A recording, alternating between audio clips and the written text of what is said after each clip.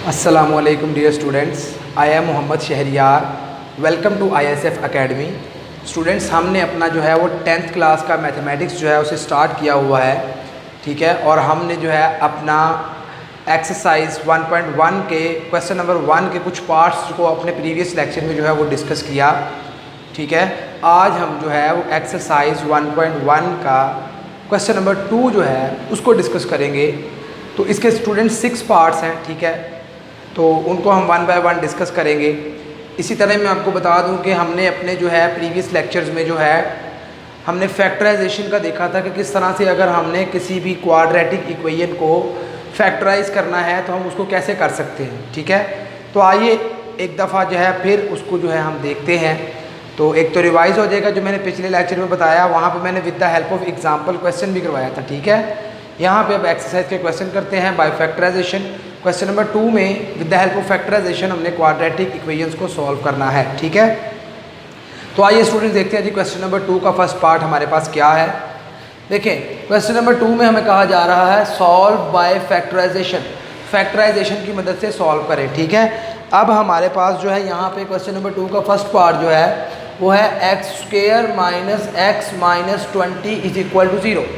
तो सबसे पहली बात तो ये है कि ये अपनी स्टैंडर्ड फॉर्म में है, ठीक है। मतलब सारी टर्म्स जो हैं वो इक्वल टू की लेफ्ट साइड पे हैं। तो ये हमारे पास जो है ये क्या है, इक्वेशन स्टैंडर्ड फॉर्म में है। अब स्टैंडर्ड फॉर्म के बाद हमने क्या किया था, हमने यहाँ पे जो x² के साथ कोएफिशिएंट है उसको ये जो कांस्टेंट टर्म है इसके साथ मल्टीप्लाई करवाया था, ठीक है। दोबारा सुन लें, आपने जब भी किसी क्वाड्रेटिक इक्वेशन को फैक्टराइज करना है आपने क्या करना है, यहाँ पे जो आपके पास x² के साथ कोएफिशिएंट है जिसके साथ कुछ ना लिखा हो उसके साथ 1 होता है, यहाँ पे जो आपके पास x² के साथ जो कोएफिशिएंट है उसको आपने कांस्टेंट टर्म के साथ मल्टीप्लाई करवाना है। स्टूडेंट्स, कांस्टेंट टर्म हमारे पास कौन सी टर्म होती है जिसके साथ ना ही x हो ना ही x² हो, उसको बोलते हैं कांस्टेंट टर्म। आपने क्या करना है, सबसे पहला काम x² के कोएफिशिएंट को कांस्टेंट से मल्टीप्लाई करवाना है। तो देखें यहाँ पे x² का कोएफिशिएंट क्या है 1 और कांस्टेंट क्या है -20। तो ये देखें, ये काम जो आपने करना है ये रफ वर्क है सारा, ठीक है। आपके पास एग्जाम में क्वेश्चन आता है तो ये चीज़ आपके क्वेश्चन का हिस्सा नहीं है, क्वेश्चन का हिस्सा ये है, ठीक है। ये रफ वर्क है, ये मैं आपको सिखाऊंगा किस तरह से हम जो है वो इसको फैक्टराइज करेंगे, हम 2 फैक्टर्स को तलाश करेंगे, ठीक है। तो मेन आइडिया, मेन थीम हमारे पास जो है वो क्या है, हमने सबसे पहले इसके कोएफिशिएंट को कांस्टेंट से मल्टीप्लाई करवाना है और देखना है आंसर क्या आता है। तो आप देखिए ज़रा, जब 1 को -20 से मल्टीप्लाई करवाया तो हमारा आंसर कितना आया, -20, ठीक है। तो ये आ गया हमारे पास आंसर। जो हमारे पास आंसर आएगा, जैसे कि यहाँ पे -20 आंसर आया ना, जो हमारे पास आंसर आएगा स्टूडेंट्स आप 1 बाय 1 उसके डिवाइजर्स को तलाश करेंगे। मतलब क्या कि -20 जो है उसको 1 पे डिवाइड करेंगे, ठीक है। तो जब -20, एक तरतीब से आपने स्टार्ट हो जाना है, ठीक है। तो जब आप -20 को 1 पे डिवाइड करेंगे तो आपके पास आंसर -20 ही आ जाएगा। अब आपने क्या करना है, ये नीचे वाला और ये जो आंसर आया, ये 2 फैक्टर आपको मिल गए। क्या मतलब कि जब इन दोनों को हम मल्टीप्लाई करवाएंगे, देखिए -21 क्या आंसर देगा, -20, ठीक है। अब ये 2 फैक्टर आपको ऐसे मिल गए कि जिनको हम मल्टीप्लाई कराएं तो हमारे पास आंसर -20 आता है। हमारा बेसिकली जो है मेन जो मकसद है वो क्या है कि हमने तोड़ना है इसको, इस क्वाड्रेटिक इक्वेशन को। कैसे कि जब हम तोड़ना कैसे है कि साइड वाले नंबर्स को मल्टीप्लाई करवाएं, मतलब x² के कोएफिशिएंट को और कांस्टेंट को, तो जो आंसर आए, ठीक है। अब आपने कोई से 2 ऐसे नंबर तलाश करने हैं कि जिनको मल्टीप्लाई करने से जो आंसर है वो जो इन साइड वालों को मल्टीप्लाई करने से आंसर आ रहा है वो आए, ठीक है। और जब उन दोनों नंबर्स को हम प्लस करें तो प्लस करने से आंसर हमारे पास दरमियान वाला है। तो आप देख सकते हैं स्टूडेंट्स, दरमियान में हमारे पास क्या है, x के कोएफिशिएंट के साथ भी कुछ नहीं लिखा हुआ तो ये -1 है।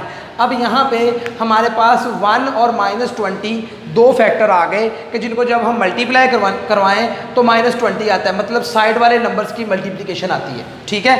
अब हमने देखना है कि इन दोनों नंबर्स को अगर हम प्लस करें या माइनस करें तो क्या ये -1 आता है? तो देखिए स्टूडेंट्स, ये वही किया, ये 1 और -20 को पकड़ा, 1 प्लस -20 किया तो क्या होगा, माइनस के 19 आंसर आएंगे।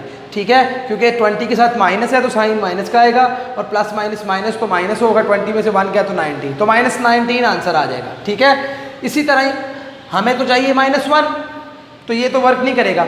इसी तरह ही आप देखें, अगर आप 1 में से माइनस करते हैं -20 को, तो फिर क्या होगा, माइनस माइनस प्लस हो जाएगा, और 20 + 1 21 आ जाएगा आपके पास, तो ये भी वर्क नहीं करेगा, क्योंकि x के साथ तो आपको -1 पड़ा हुआ है। तो इसका मतलब है ये दो फैक्टर हमारे लिए काम नहीं करेंगे। अब अगला काम आपने क्या करना है, -20 को देखें, क्या 2 डिवाइड करता है? तो ऑब्वियसली -20 को जब आप 2 पे डिवाइड करेंगे तो आंसर क्या आएगा, -10 आंसर आएगा ना। ठीक है, तो ये वही काम किया। नेक्स्ट स्टेप, -20 को हमने 2 पे डिवाइड किया, तो जब हम -20 को 2 पे डिवाइड करेंगे तो आंसर आया -10। अब इस केस में हमारे पास जो है वो दो फैक्टर्स आ गए, वो ये वाले आ गए, एक 2 और एक -10। ठीक है, मतलब इन दोनों नंबर्स को अगर हम मल्टीप्लाई करें तो जवाब तो हमारा -20 ही आता है। अब बात यह है कि हमें सेंटर वाला भी तो चाहिए ना, तो अब हम इन दोनों को करेंगे पहले प्लस, फिर करेंगे माइनस, और देखेंगे सेंटर वाला आता है। तो देखें, जब 2 + -10 किया तो आंसर आ गया -8, और जब 2 - -10 किया तो आंसर आ गया 12। तो दोनों केसेस में आपके पास आंसर -1 नहीं आया, इसका मतलब ये भी दो फैक्टर्स वर्क नहीं करेंगे। ठीक है, तो अब -20 को देखें, क्या 3 डिवाइड करता है? तो 3 × 6 = 18 एंड 3 × 7 = 21। सो -23 के टेबल में नहीं आता, दैट्स वाई -20 को 3 डिवाइड नहीं करता। तो फिर उससे नेक्स्ट नंबर पे चलते हैं, उससे नेक्स्ट नंबर है 4। तो अब चेक करें क्या 4 जो है -20 को डिवाइड करता है? तो ऑब्वियसली -20 डिवाइडेड बाय 4 करेंगे तो आंसर आएगा -5। इसका मतलब इस केस में हमारे पास दो नंबर आ गए, क्या कि जिनको हम जब मल्टीप्लाई कराएं तो आंसर आ रहा है -20। अब हमने चेक करना है कि इनको प्लस या माइनस करने से क्या -1 आता है। तो देखिए स्टूडेंट्स, जब 4 + -5 किया तो आंसर आ गया -1। दैट्स गुड, हमें तो -1 ही चाहिए था ना। तो इसका मतलब ये दो हमें फैक्टर मिल गए, 4 और -5 के, जिनको जब मल्टीप्लाई करवाएं तो साइड वाले नंबर्स को मल्टीप्लाई करवाने से जो आंसर आता है वो आ रहा है, यानी कि -20, और जिनको जब ऐड करें तो वो -1 आ रहा है। मतलब सेंटर वाला जो हमारा नंबर है उसके साथ -1 है, तो इसका मतलब है कि ये हमारा काम डन हो गया, हमने वो दो नंबर तलाश कर लिए। ठीक है, तो यही काम किया। तो देखिएगा, इसको हमने क्या कहा, x² एज इट इज़। ये जो माइनस के 1x मैंने लिखे हैं ना, बेसिकली इसको हमने तोड़ना है दो फैक्टर्स में ना, तो वो दो फैक्टर्स हमें मिल गए हैं। तो फिर देखिएगा, इसको मैं लिख सकता हूँ x² माइनस के 5x प्लस के 4x। देखें, वो दो फैक्टर ढूंढे थे ना हमने, तो माइनस के 5x और प्लस के 4x, इस चीज़ से कोई फ़र्क नहीं पड़ता, आप चाहे 4x को पहले लिख दें, माइनस के 5x को बाद में लिख दें, इस चीज़ से फ़र्क नहीं पड़ता। लेकिन इस चीज़ से फ़र्क पड़ता है कि 5 के साथ माइनस आएगा और 4 के साथ प्लस आएगा। क्यों? क्योंकि अगर 5 के साथ प्लस आ जाए और 4 के साथ माइनस आ जाए तो 5 - 4 +1 आंसर देगा ना, हमें तो चाहिए -1। तो ये चीज़ें हमने मद्देनज़र रखनी है, तो इसलिए हमने 5 के साथ माइनस लगाया, ताकि बड़े नंबर के साथ जो साइन होता है वो आता है ना हमारे पास, तो माइनस के 5 + 4 आंसर -1 देगा। तो ये देखिए स्टूडेंट्स, ये आ जाएगा, फर्स्ट वाला भी as it is, constant term भी एज इट इज़, इसकी जगह पे हमने वो दो फैक्टर लिख दिए, -5x + 4x। ठीक है, अब इन दोनों में कॉमन क्या है, x कॉमन है तो x कॉमन आ जाएगा, अंदर क्या रह गया, इधर x रह गया, -5 रह गया। ठीक है, इसी तरह +4x और -20 है, इन दोनों में कॉमन क्या है, 4 कॉमन है ना, क्योंकि 4 × 5 = 20 होता है, और यहाँ पे भी 4 पड़ा हुआ है। तो अगर हम 4 को बाहर निकाल लेंगे तो यहाँ पे क्या रह जाएगा, अंदर x रह जाएगा, माइनस ये 20 के साथ क्या रह जाएगा, 5, क्योंकि 4 × 5 = 20 होता है ना, तो 4 तो बाहर चला गया, तो यहाँ पे क्या रह गया, 5 रह गया हमारे पास। ठीक है स्टूडेंट्स, यहाँ तक क्लियर है। नेक्स्ट अब हमारे पास क्या है, ज़रा गौर से देखिएगा, ये x - 5 जो है, ये x - 5 जो है इन दोनों टर्म्स के साथ पड़ा हुआ है, तो इसको हमने कॉमन निकाल लिया, इधर से भी और इधर से भी। जब बाहर निकाल लेंगे तो इधर क्या बच गया, x प्लस इधर क्या बच गया, ओनली 4। तो ये हमारे पास दो फैक्टर्स आ गए जिनकी प्रोडक्ट किसके बराबर है, 0 के बराबर है। ठीक है स्टूडेंट्स, यहाँ तक क्लियर है। नेक्स्ट क्या करना है, जब भी किसी दो नंबर्स की प्रोडक्ट 0 के बराबर हो, इसका मतलब या तो ये 0 के बराबर है या फिर ये 0 के बराबर है। क्लियर। अब यहाँ पे देखिए, अगर ये नंबर 0 के बराबर है तो यहाँ से 5 माइनस हो रहा है, इधर आगे प्लस हो जाएगा, तो x is equal to 5 answer आ गया। अगर ये नंबर 0 के बराबर है तो यहाँ पे देखिएगा x इधर +4 है, इधर आगे -4 हो जाएगा, तो x इज इक्वल टू क्या आंसर आ गया, -4 आंसर आ गया। ठीक है स्टूडेंट्स, तो ये सोल्यूशन सेट हमारे पास आ गया 5 - 4 का। क्लियर है। तो इस तरह से आप फैक्टराइजेशन कर सकते हैं, किसी भी क्वाड्रेटिक इक्वेशन को with the help of factorization solve कर सकते हैं। नेक्स्ट अब स्टूडेंट देखिएगा, इसका सेकंड पार्ट जो है उसमें भी हमारे पास एक क्वाड्रेटिक इक्वेशन है और उसको हमने with the help of factorization solve करना है। तो देखिए 3y² is equal to y into Y minus 5। अब क्या करना है, ये देखिए पहले मैंने इसको एज इट इज लिख लिया, 3y² is equal to y into Y minus 5। अब यहाँ पे देखें, ये हमारे पास जो y है, जब ये अंदर मल्टीप्लाई होगा तो y मल्टीप्लाई बाय y² हो जाएगा, और जब ये 5 से होगा -5 से, तो ये हो जाएगा -5y। ठीक है, यहाँ तक क्लियर हो गया।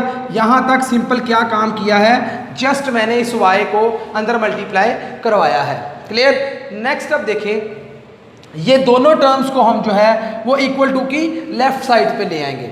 तो देखिए ये 3y², ये इधर +y² है, जब इस साइड पे आएगा तो -y² हो जाएगा, तो ये वही बात लिखी -y²। ये प्लस के 5y था, जब इक्वल टू की इस साइड पे आएगा तो ये ये माइनस के 5y था, जब इक्वल टू की इस साइड पे आएगा तो ये प्लस के 5y हो जाएगा। ठीक है, इक्वल टू 0। अब 3y² में से माइनस के y² को निकाल दिया तो बकाया कितने बच गए, 2y² ही बच गए ना। ठीक है, और साथ प्लस के 5y इज इक्वल टू 0 आ गया। अब आप देखें, यहाँ पे भी y पड़ा हुआ है और यहाँ पे भी y पड़ा हुआ है, तो y क्या आ जाएगा आपके पास, कॉमन आ जाएगा। तो y को हमने कॉमन निकाल लिया, अंदर क्या रह गया हमारे पास 2y + 5, क्योंकि देखिए इसमें से जब y कॉमन निकल जाएगा तो इधर एक तो 2 बच गया, और y का स्क्वायर था ना, तो एक इसमें y बच गया, एक y इसका बाहर चला गया, प्लस इधर 5 तो है था लेकिन साथ y था, y बाहर चला गया तो ओनली 5 बच गया। तो ये दो नंबर्स की प्रोडक्ट 0 के बराबर है, इसका मतलब या तो ये नंबर 0 के बराबर है या फिर ये नंबर 0 के बराबर है। ठीक है, अब अगर ये नंबर 0 के बराबर है तो हमने लिख दिया y इज इक्वल टू 0 होगा फिर, और अगर ये नंबर 0 के बराबर है 2y + 5 इज इक्वल टू 0 है, तो यहाँ से 5 प्लस है इधर का, इधर 5 प्लस का है, उधर जाके माइनस का आ जाएगा, तो 2y इज इक्वल टू -5 आ जाएगा। ठीक है, और यहाँ पे देखें y इज इक्वल टू किसके बराबर आ जाएगा, -5/2, क्योंकि 2 इधर मल्टीप्लाई हो रहा है, उधर जाके डिवाइड हो जाएगा, तो y इज इक्वल टू आ गया -5/2। तो कितने आंसर आ गए, एक आंसर 0 आ गया और एक -5/, आ गया। तो फिर सोल्यूशन सेट आपके पास आ जाएगा 0 और -5/2। क्लियर है स्टूडेंट्स। तो ये था आपके पास सेकंड पार्ट। ठीक है, क्वेश्चन नंबर 2 का। नेक्स्ट हमारे पास थर्ड पार्ट है। थर्ड पार्ट में देखिएगा ज़रा, थर्ड पार्ट में क्या है जी, 4 - 32x is equal to 17x²। ठीक है, अब इसको भी हमने फैक्टराइजेशन करनी है इसकी भी, लेकिन यहाँ पे ये इक्वेशन स्टैंडर्ड फॉर्म में नहीं है, तो फर्स्ट ऑफ ऑल इस इक्वेशन को स्टैंडर्ड फॉर्म में कन्वर्ट करते हैं, देन इसकी फैक्टराइजेशन करेंगे। तो देखिए स्टूडेंट्स, हमने यहाँ पे क्या किया, 17x² था हमारे पास, हम इन दोनों को इक्वल टू की राइट साइड पे लेके गए हैं। तो जब इन दोनों को इक्वल टू की राइट साइड पे लेके जाएंगे, 32x इधर माइनस का है, उधर जाके क्या हो जाएगा, प्लस का हो जाएगा ना। तो देखिए 17x² एज इट इज लिख दिया मैंने, और ये उधर जाके प्लस के 32x हो गया ना, तो ये देखिए प्लस 32x, और ये 4 इधर प्लस हो रहे हैं, इधर प्लस का 4 है ना, जब ये उस साइड पे जाएगा तो ये -4 हो जाएगा ना, दैट्स वाई यहाँ पे लिखा -4 इज इक्वल टू 0। ठीक है, यहाँ तक ये हमने क्या किया, इसको स्टैंडर्ड फॉर्म में कन्वर्ट कर लिया। नेक्स्ट अब हमने इसकी फैक्टराइजेशन करनी है। फैक्टराइजेशन के लिए क्या करना है, मैंने आपको बताया, साइड वाले नंबर्स को मल्टीप्लाई करना है, मतलब x² के कोएफिशिएंट को और कांस्टेंट टर्म को मल्टीप्लाई करना है। तो यहाँ पे x² का कोएफिशिएंट है 17 और कांस्टेंट टर्म क्या है -4, तो जब इनको मल्टीप्लाई करवाया तो आंसर आ गया -68। ठीक है, इसका मतलब साइड वाले नंबर्स को मल्टीप्लाई करवाने से आंसर -68 आ रहा है। अब उसी तरह -68 को हमने 1 पे डिवाइड किया, तो यहाँ पे ज़रा गौर करें, हमारे पास दो फैक्टर आ रहे हैं, 1 और -68। ठीक है, अब इन दोनों को प्लस और माइनस करके देखते हैं। जब 1 + -68 किया तो आंसर आया -67। ठीक है, जब 1 माइनस माइनस 68 किया तो आंसर आया प्लस 69। लेकिन हमें क्या चाहिए, हमें तो चाहिए, यहाँ पे गौर करें, x के साथ जो कोएफिशिएंट पड़ा है वो चाहिए, यानी कि प्लस के 32 चाहिए। लेकिन हमारे पास एक दफ़ा माइनस के 67 आ रहा है, एक दफ़ा प्लस के 69 आ रहा है। इसका मतलब ये दोनों फैक्टर वर्क नहीं करेंगे। नेक्स्ट मूव करते हैं। तो नेक्स्ट जब माइनस 68 को 2 पे डिवाइड किया तो स्टूडेंट्स आंसर आएगा माइनस 34। ओके, अब यहाँ पे हमारे पास ये दो फैक्टर आए, एक 2 और एक माइनस 34। अब इन दोनों को प्लस और माइनस करके देखते हैं। ठीक है, तो जब 2 प्लस माइनस 34 किया तो आंसर आया माइनस 32। हमें क्या चाहिए, प्लस 32। अब यहाँ पे बात गौर से सुननी है, ये माइनस 32 क्यों आया, क्योंकि यहाँ पे बड़े वाले नंबर के साथ हमारे पास क्या है, माइनस है। ठीक है, तो अगर हम बड़े वाले नंबर के साथ प्लस लगा दें, छोटे वाले नंबर के साथ माइनस लगा दें, तो उनको मल्टीप्लाई करवाएं, जवाब तो फिर भी माइनस 68 ही आएगा। इसको देखें ज़रा, जो मैं बात कहना चाह रहा हूँ वो ये कह रहा हूँ कि अगर मैं 34 की जगह पे प्लस 34 लिख दूँ और 2 की जगह पे माइनस 2 लिख दूँ, ज़रा इन दोनों नंबर्स को मल्टीप्लाई करवाएं। 34 multiply by minus 2, plus minus minus, ठीक है, तो ये आ जाएगा माइनस के 68। इसका मतलब कि इन दोनों को मल्टीप्लाई करवाने से भी जवाब माइनस 68 ही आ रहा है। ये मैं ऐसा क्यों कर रहा हूँ, क्योंकि मुझे यहाँ पे प्लस के 32 चाहिए थे ना, मेरे पास इन दोनों को ऐड करने से जवाब माइनस के 32 आ रहा था। तो मैंने क्या किया, बड़े वाले के साथ प्लस लगा दिया, छोटे वाले के साथ माइनस लगा दिया।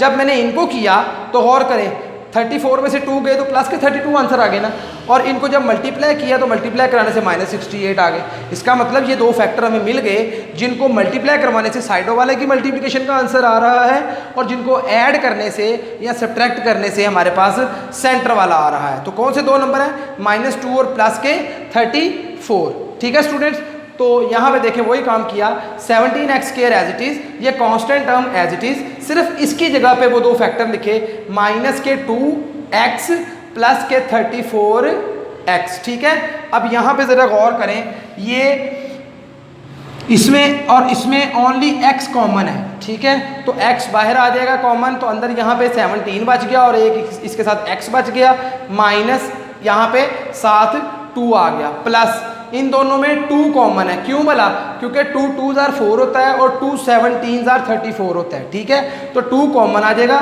तो इस इधर कितने रह गए फिर 17, क्योंकि 2 17s are 34 होता है ना, तो इधर आ गया 17 और साथ आ गया x, फिर आ गया माइनस, और ये 2 2s are 4 होता है ना, तो एक 2 तो बाहर चला गया, तो एक 2 इधर बच जाएगा, इक्वल टू 0।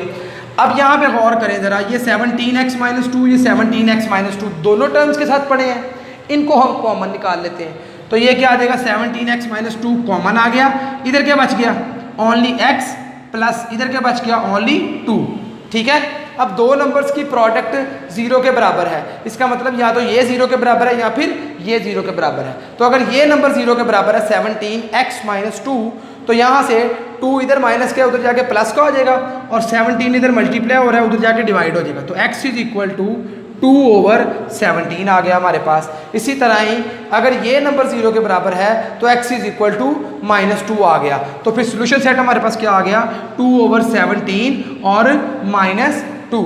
ठीक है स्टूडेंट्स, इस तरह से आपको अगर कोई भी क्वाड्रेटिक इक्वेशन दी जाती है और उसको with the help of factorization solve करने का बोला जाए, तो आप इस तरह से रफ वर्क करें, जिस तरह मैंने ये आपको बताया, सिखाया किस तरह आपने रफ वर्क करना है, और वो दो फैक्टर तलाश करने हैं, और फिर आगे काम सिंपल है। क्लियर है, तो इसके जो है आज के इस लेक्चर में हमने ये फर्स्ट 3 पार्ट्स को ही डिस्कस करना था।